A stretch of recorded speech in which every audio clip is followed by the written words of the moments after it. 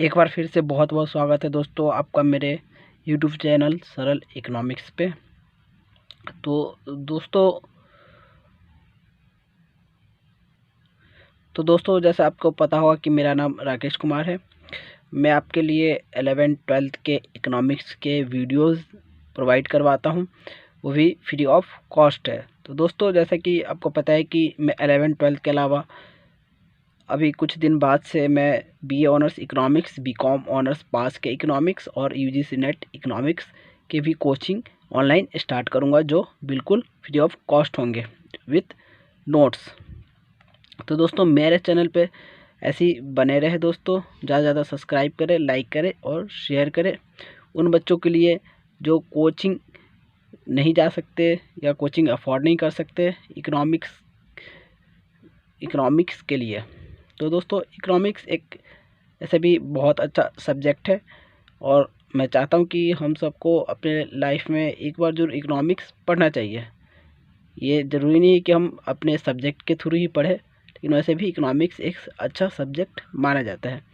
Economics में आप तरह तरह की गवर्नमेंट के पॉलिसी, RBI के policy, capital market, money market और जो भी इन्फ्लेशन, डिफ्लेशन, एम्प्लॉयमेंट, अनएम्प्लॉयमेंट के बारे में हम डीपली नॉलेज रखते हैं और GDP के बारे में। तो दोस्तों हमारे राय में इकोनॉमिक्स एक बहुत अच्छा सब्जेक्ट है और सभी को इसे प्रेफर करना चाहिए। तो दोस्तों बढ़ते हम अपने चैप्टर की ओर।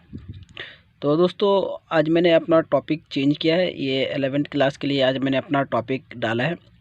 तो ये दोस्तों माइक्रो इकोनॉमिक्स का है, परफेक्ट कंपटीशन का नेक्स्ट पार्ट है, जिसमें हम पढ़ेंगे परफेक्ट कंपटीशन में प्राइस कैसे डिटरमाइन होते हैं, इक्विलिब्रियम कहाँ होते हैं परफेक्ट कंपटीशन में, और डिमांड एंड सप्लाई का परफेक्ट कंपटीशन में शिफ्ट होना और उनके इफ़ेक्ट क्या इफ़ेक्ट होते हैं उन पे।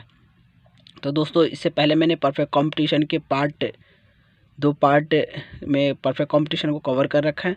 अगर आपने नहीं देखा तो प्लेलिस्ट में जाके वहाँ से वीडियो देख सकते हैं। और दोस्तों मैंने अभी 4 वीडियो जो है दोस्तों, जो इससे पहले 4 वीडियो जो मैंने मैक्रो इकोनॉमिक्स के भी अपलोड किए हैं, तो उसमें मैंने एग्रीगेट डिमांड के 4 पार्ट अभी अपलोड किए हैं और उसके कुछ पार्ट अपलोड करने अभी बाकी हैं। तो मैं आने वाले वीडियोस में वो अपलोड कर दूंगा। तो दोस्तों ये परफेक्ट कंपटीशन का के बाद जो नेक्स्ट पार्ट है चैप्टर नंबर 12 यूनिट 4 का। तो दोस्तों ये है price determination under perfect competition, market equilibrium and effect of shift in demand and supply. तो परफेक्ट कंपटीशन में प्राइस इक्विलिब्रियम कैसे डिटरमाइन होते हैं, उनका मार्केट इक्विलिब्रियम पे क्या इफ़ेक्ट है, शिफ्ट वो कैसे परफेक्ट कंपटीशन में जो डिमांड कर्व होता है कैसे शिफ्ट करते हैं, और उनके सप्लाई कर्व कैसे इफ़ेक्ट करते हैं डिमांड एंड सप्लाई पे। तो दोस्तों इसमें हम इसी के बारे में डिटेल से पढ़ेंगे। तो चलते हैं दोस्तों अपने टॉपिक की ओर। तो दोस्तों इसमें पहला है हमारे पास जो है पढ़ना क्या है, इसमें है कंसेप्ट ऑफ मार्केट इक्विलिब्रियम और equilibrium price and equilibrium quantity. तो हमें इक्विलिब्रियम प्राइस और क्वांटिटी के बारे में पढ़ना है। तो दोस्तों इक्विलिब्रियम प्राइस क्या है, क्वांटिटी क्या है। तो प्राइस दोस्तों वो है जो जो जो भी गुड्स हम मार्केट से परचेज़ करते हैं जिस प्राइस पे, और इक्विलिब्रियम वो है कि हम सेटिस्फाई है उस गुड को उतने कॉस्ट पे ख़रीदने के लिए। तो दोस्तों वो एक इक्विलिब्रियम प्राइस होगा हमारे लिए कि उतने प्राइस पे एक प्रोड्यूसर सप्लाई करने को रेडी है, एक कंज्यूमर क्या है बाय करने को रेडी, उसको परचेज़ करने के लिए रेडी है। तो दोनों ग्राफ का जो इंटरसेक्शन होगा सप्लायर और बायर का क्या कहलाए दोस्तों, इक्विलिब्रियम क्वांटिटी। तो देखते हैं दोस्तों इसमें एक्सप्लेनेशन क्या है। तो दोस्तों जैसा market equilibrium is a situation of the market in which demand for a commodity in the market exactly match its supply corresponding to a particular price is called equilibrium price. तो दोस्तों इस line का ये मतलब कि जो भी market में डिमांड हो रही है, जो चीज़ें जितने प्राइस पे हम डिमांड कर रहे हैं उतने प्राइस पे अगर प्रोड्यूसर भी अपनी चीज़ों को बेचने के लिए तैयार है, सप्लाई करने को तैयार है एक पर्टिकुलर प्राइस पे, तो वहाँ क्या दोस्तों, बायर एंड जो सेलर है उनके वो एक इक्विलिब्रियम इस्टेब्लिश करेंगे, जहाँ पे एक पर्टिकुलर क्वांटिटी एक पर्टिकुलर प्राइस पे ख़रीदा और बेचा जाएगा। ठीक है दोस्तों, तो वो होता है हमारे एक इक्विलिब्रियम प्राइस लेवल। दोस्तों जैसा कि इसमें है नेक्स्ट में है in a state of equilibrium. Equilibrium एक ऐसा पॉइंट है जहाँ पे the market clear and there is neither excess demand nor excess supply. तो इक्विलिब्रियम दोस्तों एक ऐसा स्टेट है जहाँ पे ना हमारे इक्विलिब्रियम ना हमारे पास एक्सेस डिमांड होंगे ना एक्सेस सप्लाई होगा। ठीक है दोस्तों, एक ऐसा पॉइंट है इक्विलिब्रियम जहाँ पे हमारे डिमांड इज इक्वल टू क्या होगा, सप्लाई। ठीक है दोस्तों, demand is equal to supply होगा, ना वहाँ पे हमारे डिमांड ज़्यादा होंगे ना वहाँ पे हमारे सप्लाई ज़्यादा होंगे। एक पर्टिकुलर प्राइस पे एक पर्टिकुलर हम क्वांटिटी परचेज करते हैं, तो उसको हम क्या इक्विलिब्रियम प्राइस या इक्विलिब्रियम मानते हैं, जहाँ पे डिमांड बायर एंड सेलर अपने गुड्स को बेचने के लिए एग्री होते हैं। दोस्तों इसको हम नेक्स्ट में अभी आने वाले स्लैब में हम और अच्छे से समझेंगे विथ डायग्राम। तो दोस्तों इसी में सेकंड है हमारे पास कि determination of equilibrium price and equilibrium quantity under perfect competition. तो परफेक्ट कंपटीशन दोस्तों में वहाँ पे जो इक्विलिब्रियम प्राइस एंड क्वांटिटी के डिटर्मिनेंट क्या है, कैसे इक्विलिब्रियम क्वांटिटी और प्राइस डिटरमाइन होते हैं। तो ये मैंने पीछे ऊपर स्लैब में बताया दोस्तों कि जहाँ पे बायर और सेलर एग्री हो जाते हैं एक पर्टिकुलर प्राइस पे किसी गुड्स को बेचने या ख़रीदने के लिए, तो बस वहाँ पे क्या हम इक्विलिब्रियम इस्टेब्लिश करते हैं। ठीक है दोस्तों, तो पढ़ते हैं इसमें। तो दोस्तों इस वजह से बार बार हम वर्ड जो यूज़ करें परफेक्ट कंपटीशन, तो परफेक्ट कंपटीशन दोस्तों मैंने अपने वीडियोस में परफेक्ट कंपटीशन के बारे में बहुत अच्छे से बता रखा है। अगर आपने परफेक्ट कंपटीशन का पार्ट नहीं देखा है तो मेरे प्लेलिस्ट से जाके परफेक्ट कंपटीशन पार्ट 1 पार्ट 2 देख सकते हैं वहाँ से दोस्तों। उसके बाद ये टॉपिक आपको ज़्यादा अच्छे से समझ आएगा दोस्तों। परफेक्ट कंपटीशन मैंने उस पार्ट में बहुत अच्छे से समझा है, वहाँ पे आप जाके समझ सकते हैं दोस्तों। फिर भी कुछ ना समझ आए तो दोस्तों मेरे को कमेंट कर सकते हैं, मैं आपके सारे कमेंट का रिप्लाई करूँगा और विथ सॉल्यूशन भी उनको प्रोवाइड करवाऊँगा। ठीक है दोस्तों देखते हैं डिटरमिनेंट क्या होते हैं परफेक्ट कंपटीशन में इक्विलिब्रियम के लिए। तो under perfect competition equilibrium price is determined by the force of market demand and supply. तो इसका लाइन का मतलब क्या है दोस्तों, जो परफेक्ट कंपटीशन में जो प्राइस डिटरमाइन होते हैं वो दो फैक्टर पे डिपेंड करते हैं। पहला है मार्केट डिमांड एंड दूसरा है मार्केट सप्लाई। तो मार्केट में जितना जो भी वस्तु का डिमांड होगा वो उनके प्राइस को डिटरमाइन करने के लिए एक इम्पॉर्टेंट फैक्टर है। और दूसरा इम्पॉर्टेंट फैक्टर है कि सप्लाई, क्या प्रोड्यूसर जो सप्लायर है उस जो मार्केट में जिस प्राइस पे एक कंज्यूमर उस चीज़ को बाय करना चाह रहे हैं, क्या उस प्राइस पे वो एग्री है उस वस्तु को सेल। तो दोस्तों अगर बायर एग्री नहीं है उस प्राइस पे तो दोस्तों उस कंडीशन में हमारे इक्विलिब्रियम इस्टेब्लिश नहीं होगा। अगर सपोज़ प्राइस हाई है तो क्या डिमांड उतने प्राइस पे नहीं करेंगे कंज्यूमर, क्योंकि प्राइस हाई होने की वजह से वो उस चीज़ों की डिमांड अगर नेसेसरी गुड नहीं है तो नहीं करेंगे, तो वहाँ भी इक्विलिब्रियम इस्टेब्लिश नहीं होगा। दोस्तों ये बहुत इम्पोर्टेंट है कि हम कोई भी चीज़ परचेस या सेल कर रहे हैं या बाय कर रहे हैं, जो भी कर रहे हैं हम, तो वहाँ पे जो भी मार्केट डिमांड जिस प्राइस पे है उस प्राइस पे मार्केट सप्लाई का भी इक्वल होना बहुत ज़रूरी है, अन्यथा इक्विलिब्रियम इस्टेब्लिश नहीं होगा अंडर परफेक्ट कंपटीशन के अंदर। ठीक है दोस्तों, तो दोस्तों यहाँ पे एक टर्म हम यूज कर रहे हैं market demand, refer to market demand का हम यूज कर रहे हैं दोस्तों। तो मार्केट डिमांड रेफर क्या चीज़ को कर रहे हैं, refer to the sum total of demand for a commodity by all buyer in the market. तो दोस्तों यहाँ पे जो मार्केट डिमांड है क्या, हमारे एक पर्टिकुलर से पर्टिकुलर इंडिविजुअल को हम ऐड कर करके एक मार्केट डिमांड क्रिएट कर रहे हैं, जो एक बंच ऑफ बायर और एक सेलर का प्लेटफॉर्म है। यहाँ पे मार्केट सप्लाई भी यही है दोस्तों, एक बंच है टोटल सप्लाई का, जो भी मार्केट में टोटल सप्लाई हो रही है और टोटल डिमांड हो रहा है, उसके भी यहाँ पे हम प्राइस डिटरमाइन करते हैं कि किस प्राइस पे मार्केट में कितना डिमांड हो रहा है। तो वहीं दोस्तों हम इक्विलिब्रियम क्रिएट करते हैं उसी प्राइस पे मार्केट डिमांड एंड सप्लाई जहाँ इंटरसेक्ट करते हैं।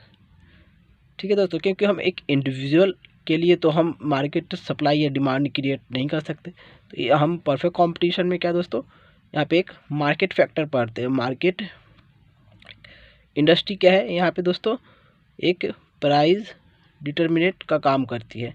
इंडस्ट्री प्राइस डिटरमाइन करती है अंडर परफेक्ट कंपटीशन के अंदर, ना कि एक इंडिविजुअल फॉर्म। तो जब भी हम मार्केट में इन्फ्लुएंस देखेंगे वो हम एग्रीगेट सम को लेंगे उसमें। ठीक है दोस्तों, ना कि एक इंडिविजुअल फॉर्म के बारे में। जो एग्रीगेट लेवल पे डिमांड होगा उसी को हम एक मार्केट प्राइस के रूप में और जिस प्राइस पे वो क्वांटिटी ख़रीदा जाएगा उसको एक मार्केट इक्विलिब्रियम के रूप में हम देखते हैं। ठीक है दोस्तों, तो दोस्तों नेक्स्ट स्टेप की ओर बढ़ते हैं। तो दोस्तों हमारे पास ये लाइन लिखा है, the price where the market demand is equal to market supply और the price corresponding to which what buyer are willing to buy equal what seller are sell. दोस्तों इस लाइन का भी यही मतलब जो मैंने प्रीवियस अभी लाइनों में बताया आपको, वो प्राइस मार्केट प्राइस होगा जहाँ पे जो हमारे मार्केट डिमांड, जिस प्राइस पे हम मार्केट डिमांड कर रहे हैं और जिस प्राइस पे प्रोड्यूसर मार्केट सप्लाई कर रहे हैं, वहाँ पे बायर और सेलर का एग्री होना बहुत ज़रूरी है, अन्यथा ये हमारे इक्विलिब्रियम इस्टेब्लिश नहीं होंगे। दोस्तों यही मतलब इन लाइनों का एक बार आप रीड कर लीजिएगा, कुछ ना समझ आए तो मुझे कमेंट बॉक्स में टाइप कीजिए। दोस्तों बढ़ते हैं नेक्स्ट में हमारे पास टेबल है, तो हम टेबल के थ्रू मार्केट और डिमांड को इक्विलिब्रियम दिखाएंगे यहाँ पे, और विथ ग्राफ का यूज करके। तो जैसे दोस्तों हमने टेबल में इक्विलिब्रियम के लिए टेबल ड्रॉ किया है, इसका हम डायग्राम भी ड्रॉ करेंगे। तो पहले देख लेते टेबल में क्या है दोस्तों। तो एक साइड में हमारे प्राइस है, एक दूसरे साइड में हमारे पास सप्लाई ऑफ आइसक्रीम, और तीसरे साइड में हमारे पास डिमांड है दोस्तों। तो दोस्तों देखते हैं, हम जब प्राइस हमारा 5 रुपये था तो सप्लाई हम 50 क्वांटिटी की सप्लाई कर रहे थे। डिमांड कितने का था दोस्तों, 10 का था। तो हाई प्राइस पे हमारी जो सप्लाई ज़्यादा करते हैं, प्रोड्यूसर हमेशा ज़्यादा प्राइस पे हमेशा ज़्यादा सप्लाई करने का कोशिश करते हैं, क्योंकि वो ज़्यादा प्राइस पे उनको ज़्यादा प्रॉफिट होता है। लेकिन ज़्यादा प्राइस पे दोस्तों डिमांड में मार्केट में हम उतना डिमांड क्रिएट नहीं कर पाते, क्योंकि उस प्राइस पे जो बायर है अफोर्ड नहीं करते हैं परचेज़ करना। तो दोस्तों यही देख रहे हैं हम कि हमारे पास सप्लाई तो ज़्यादा है लेकिन डिमांड कम है। उस प्राइस पे प्राइस चार रुपये पे आते हैं, तो दोस्तों हमारे पास जो है सप्लाई 4 रुपये पे 40 रुपये का हम क्वांटिटी सप्लाई करना चाहते हैं। लेकिन जो डिमांड है दोस्तों हमारा मार्केट में क्या है, 20 क्वांटिटी के बराबर में हमारा डिमांड हो रहा है, ड्यू टू हाई प्राइस की वजह से। दोस्तों तीन रुपये पे आते हैं, तो 3 रुपये पे दोस्तों सप्लायर 30 क्वांटिटी जो है सप्लाई करने को तैयार है, और उतने ही बायर बाय करने को तैयार है। तो दोस्तों ये 3 रुपये जो है हमारे पास एक इक्विलिब्रियम पॉइंट है, जितना मार्केट में सप्लाई हो रहा है उतना क्या डिमांड हो रहा है उस प्राइस पे। ठीक है दोस्तों, तो ये एक इक्विलिब्रियम पॉइंट कहाँ पे हमारा दोस्तों, ₹3 पे। 2 पे देखते हैं दोस्तों, 2 पे हमारा सप्लाई 20 यूनिट है और डिमांड क्या है 40। कम प्राइस पे ज़्यादा डिमांड हो रहा है और सप्लायर कम प्राइस पे ज़्यादा सप्लाई नहीं करना चाहते हैं, क्योंकि उनको प्रॉफिट उसमें रिड्यूस हो जाएगा दोस्तों, तो वो प्रॉफिट गेन नहीं कर पाएंगे एक मार्केट के हिसाब से। तो दोस्तों वो कम सप्लाई करेंगे क्योंकि उनको लॉस हो रहा है अगर ज़्यादा वो सेल करते हैं तो। और प्राइस 1 की बात करें दोस्तों, तो प्राइस 1 पे सप्लायर 10 यूनिट सप्लाई करने को तैयार है, वहीं एक बायर जो एक डिमांड है मार्केट का वो 50 यूनिट हो रहा है। लेस प्राइस पे ज़्यादा डिमांड हो रहा है और सप्लाई कम हो रहा है दोस्तों। तो ये भी एक इक्विलिब्रियम पॉइंट नहीं है। कोई भी बायर, कोई भी सेलर अपने गुड्स को इतने कम रेट में नहीं बेचेगा, और लेकिन जो मार्केट में अगर वो प्राइस होगा तो डिमांड होगा ही, क्योंकि जो क्वांटिटी पे बायर कम सप्लाई कर रहे हैं उस क्वांटिटी पे डिमांड हमेशा ज़्यादा होगा। दोस्तों ये एक टेबल है एक्सप्लेनेशन, इसको हम डायग्राम में ड्रॉ करते हैं, देखते हैं दोस्तों आगे स्लैब में डायग्राम में इसको कैसे फॉर्म करेंगे। तो दोस्तों हम यहाँ पे डायग्राम प्लॉट करते हैं दोस्तों। तो जैसा कि वाई एक्सिस पे हम लेते हैं प्राइस को और एक्सिस पे हम लेंगे क्वांटिटी को शो करेंगे। ठीक है दोस्तों, तो हम एक पहले डिमांड ड्रॉ करेंगे और सप्लाई ड्रॉ करेंगे। तो जैसा दोस्तों हमने टेबल में देखा था 5 रुपये के जो प्राइस पे डिमांड सप्लाई कितना है 50 यूनिट और डिमांड कितना है 10 यूनिट। तो दोस्तों 5 रुपये की प्राइस पे हम 50 यूनिट का सप्लाई रखते हैं, यहाँ पे 50 के इक्वल है ये, और 10 यूनिट का हम डिमांड रखते हैं दोस्तों। थोड़ा डायग्राम ये थोड़ा आगे पीछे हो गया है, लेकिन आपको इसी हिसाब से ड्रॉ करना है। ठीक है दोस्तों, 4 पे था हमारा 40 का यूनिट सप्लाई का और 20 का यूनिट डिमांड का था, और 3 पे हम क्या दोस्तों इक्विलिब्रियम इस्टेब्लिश कर रहे थे, जिस प्राइस पे प्रोड्यूसर जो सेलर है वो सेल करने को रेडी है और उतने ही क्वांटिटी बायर बाय करने को रेडी है। दोस्तों ₹3 का जो था यहाँ पे बायर और सेलर दोनों इक्विलिब्रियम है, यहाँ पे मार्केट डिमांड और सप्लाई दोनों क्या है दोस्तों ई पॉइंट पे इक्विलिब्रियम है। ठीक है दोस्तों, 2 की तरफ आते हैं, तो 2 की तरफ हम देखते हैं दोस्तों कि हमारा इस पे प्राइस पे सप्लाई कम हो रहा है, डिमांड क्या ज़्यादा हो रहा है दोस्तों यहाँ पे डी पॉइंट पे। और 1 की तरफ बढ़ते हैं तो दोस्तों ये यहाँ भी हमारा सप्लाई क्या दोस्तों कम हो जाएगा और डिमांड उस प्राइस पे ज़्यादा हो जाएगा, 50 यूनिट हम डिमांड करेंगे उस प्राइस पे। ठीक है दोस्तों, इस तरीके से हमें डायग्राम ड्रॉ करना है ये आपके इस वाले टेबल के लिए, जहाँ पे प्रोड्यूसर एंड बायर जो होंगे इक्विलिब्रियम इस्टेब्लिश करेंगे, मार्केट इक्विलिब्रियम इस्टेब्लिश करेंगे। जो ये दिखाता है दोस्तों प्रोड्यूसर उतनी क्वांटिटी प्रोड्यूस कर रहा है जितनी क्वांटिटी सेलर बायर बाय कर रहा है एक पर्टिकुलर प्राइस पे। पर्टिकुलर प्राइस क्या है दोस्तों 3 रुपये, और पर्टिकुलर इक्विलिब्रियम पॉइंट क्या है दोस्तों ई, और ई पे हम 30 यूनिट का बाय कर रहे हैं एक क्वांटिटी का। तो दोस्तों सप्लाई कर्व हमेशा पॉजिटिव स्लोप होता है और डिमांड कर्व हमेशा नेगेटिव स्लोप होता है। ठीक है दोस्तों, ये आपने आपके डिमांड वाले चैप्टर में पढ़े होंगे, स्टार्टिंग में नहीं पढ़ा होगा दोस्तों तो मैं वो भी चैप्टर पढ़वाऊँगा आपको अभी अपने यूट्यूब चैनल पे, वो भी चैप्टर में डिटेल में समझाऊँगा। दोस्तों डिमांड कर्व हमेशा हमारा नेगेटिव होता है क्योंकि इसका प्राइस के साथ नेगेटिव रिलेशन होता है, और सप्लाई हमेशा प्राइस के साथ पॉजिटिव रिलेशन होता है क्योंकि ज़्यादा प्राइस पे प्रोड्यूसर क्या ज़्यादा सप्लाई करने की सोचते हैं, और ज़्यादा प्राइस पे उतने ही और जो बायर होते हैं क्या कम परचेज़ करने की सोचते हैं। ठीक है दोस्तों, इसीलिए डिमांड कर्व जो हमारा होता है नेगेटिव स्लोप होता है और सप्लाई कर्व पॉजिटिव स्लोप होता है। ये दोस्तों आपके स्टार्टिंग की डिमांड वाले चैप्टर में का ये पार्ट है, उसी का डायग्राम है। ठीक है दोस्तों, तो वहाँ पे भी जब मैं रीच करूँगा तो वहाँ पे भी आपको एक बार डिमांड एंड सप्लाई के बारे में डिटेल से पढ़ाऊँगा।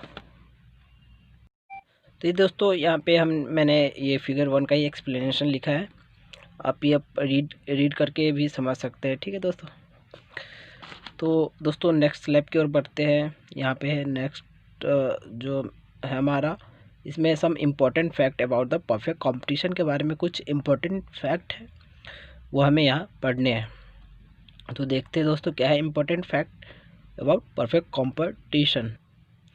तो दोस्तों यहाँ इम्पोर्टेंट फैक्ट क्या है दोस्तों, under perfect competition market form price is equal to AR and MR। तो अंडर परफेक्ट कंपटीशन के अंडर जो होता है दोस्तों हमारा एवरेज रेवेन्यू, AR मतलब और MR मतलब मार्जिनल रेवेन्यू क्या, तो दोनों इक्वल हो जाते हैं because under perfect competition form is price taker. तो परफेक्ट कंपटीशन के अंदर दोस्तों क्या होता है, परफेक्ट कंपटीशन में क्या एक इंडस्ट्री प्राइस डिटरमाइन करती है दोस्तों, ठीक है। एक जो सिंगल इंडिविजुअल फॉर्म होते हैं उनके पास इतना पावर नहीं होता कि वो अपने प्राइस को सेटअप कर सके या मार्केट में बार्गेन कर सके। इंडस्ट्री इनका प्राइस डिटरमाइन करती है, उन्हीं प्राइस को जो ये सिंगल इंडिविजुअल फॉर्म होते हैं वो फॉलो करते हैं।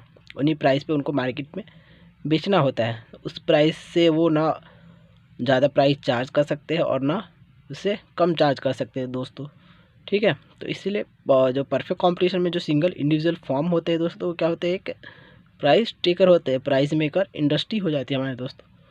तो इंडस्ट्री के केस में हम AR/MR पढ़ते हैं और प्राइस के बारे में AMR एवरेज रेवेन्यू और मार्जिन रेवेन्यू वहाँ डिफरेंट होते हैं। लेकिन अंडर परफेक्ट कंपटीशन जहाँ प्राइस टेकर है फॉर्म, वहाँ हम AR/MR average revenue margin revenue is equal to price हो जाता है दोस्तों।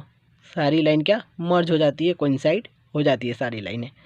तो परफेक्ट कंपटीशन के अंदर हमें ऐसा कुछ देखने को नहीं मिलता दोस्तों। हम एक सिंगल इंडिविजुअल और एक सिंगल लाइन के बारे में पढ़ते हैं, डेट इज़ प्राइस कर्व। वहाँ पे हमारे तीनों line average revenue margin revenue सारे क्या कोइंसाइड हो जाते हैं दोस्तों। नेक्स्ट हमारे पास टेबल 2 है। इसमें हम हमारा परफेक्ट कंपटीशन के AR और MR दोनों इक्वल होते हैं। तो देखते हैं दोस्तों, आउटपुट जो है हमारा 1 पे, AR कितना है दोस्तों 10 होता है। तो AR का दोस्तों आपको फॉर्मूला पता होगा कि टोटल रेवेन्यू को अगर हम क्वांटिटी से डिवाइड करते हो हमारे पास क्या एवरेज रेवेन्यू निकल के आता है, ठीक है दोस्तों। उसी तरीके से हम एवरेज से अगर टोटल रेवेन्यू पे जाना हो तो जो हमारे पास आउटपुट है उसको एवरेज रेवेन्यू से क्या मल्टीप्लाई करेंगे। तो दोस्तों 1 को मल्टीप्लाई 10 से किया तो 10 एवरेज रेवेन्यू आ जाएगा और मार्जिनल रेवेन्यू भी 10 आ जाएगा दोस्तों। मार्जिनल मतलब क्या होता है, एडिशनल, जितना भी हम जो एग्जिस्टिंग है उसमें ऐड कर रहे हैं तो वो क्या एडिशनल रेवेन्यू होता है दोस्तों। और एवरेज मतलब टोटल जो हमारे पास रेवेन्यू उसको टोटल आउटपुट से डिवाइड कर देते तो हमारे पास एवरेज आ जाता है। और मार्जिनल मतलब क्या दोस्तों, जितना हम ऐड कर रहे हैं वैल्यू, और जितना हम एडिशनली वर्कफोर्स या जितना भी हम एडिशनली आउटपुट ऐड करेंगे वो हमारे क्या मार्जिनल में काउंट होंगे। तो दोस्तों मार्जिनल और जो एवरेज का फार्मूला होता है बिल्कुल डिफरेंट होता है। आने वाले समय में मैं आपको वो भी बताऊंगा दोस्तों।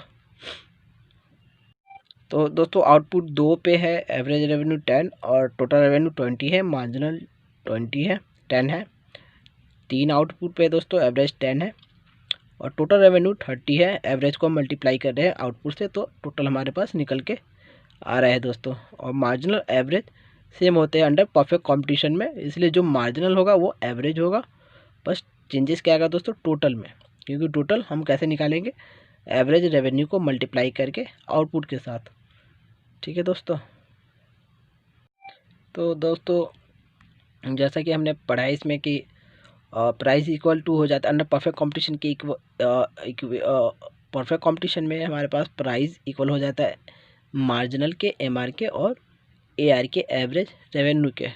तो दोस्तों यहाँ पे भी मार्केट इक्विलिब्रियम इस्टेब्लिश करना होता है। तो यहाँ भी हमें MC चाहिए होता है, मार्जिनल कॉस्ट कर्व चाहिए होता है, जहाँ पे हम इक्विलिब्रियम इस्टेब्लिश करेंगे। तो जो हमारा अंडर परफेक्ट कंपटीशन जो प्रॉफिट मैक्सिमाइज होगा दोस्तों वो कहाँ पे होगा, MR is equal to MC, या इसको MR is equal to MC is equal to AR is equal to price भी हम बोल सकते हैं। क्योंकि दोस्तों परफेक्ट कंपटीशन में AR, MR और प्राइस एक ही लाइन होती है। MC एक पॉइंट पे कट करेगा इस लाइन को जहाँ पे प्रॉफिट मैक्सिमाइज होगा एक फॉर्म का, ठीक है दोस्तों। और इसी में है दोस्तों जैसे हम और इसी लाइन में है दोस्तों हमारे पास जैसे हम AR को अगर माइनस करते हैं MC से, अगर इस केस में अगर 0 हमारे पास आता है इनका एक रिज़ल्ट, AR एवरेज रेवेन्यू को अगर मार्जिनल रेवेन्यू से माइनस करने के बाद हमारे पास रिज़ल्ट अगर 0 आता है तो क्या होगा दोस्तों, यहाँ पे 0 मोनोपोली होगा। मतलब यहाँ पे जो एक सिंगल इंडिविजुअल फॉर्म का कोई कंट्रोल नहीं होगा। मोनोपोली क्या होता है दोस्तों, मोनोपोली होती है जहाँ पे हमारे पास सम मार्केट्स पावर होते हैं, जहाँ पे हम अपने हिसाब से डिमांड एंड सप्लाई को क्रिएट कर सकते हैं। मतलब कम प्राइस पे हम ज़्यादा डिमांड क्रिएट करवा सकते हैं।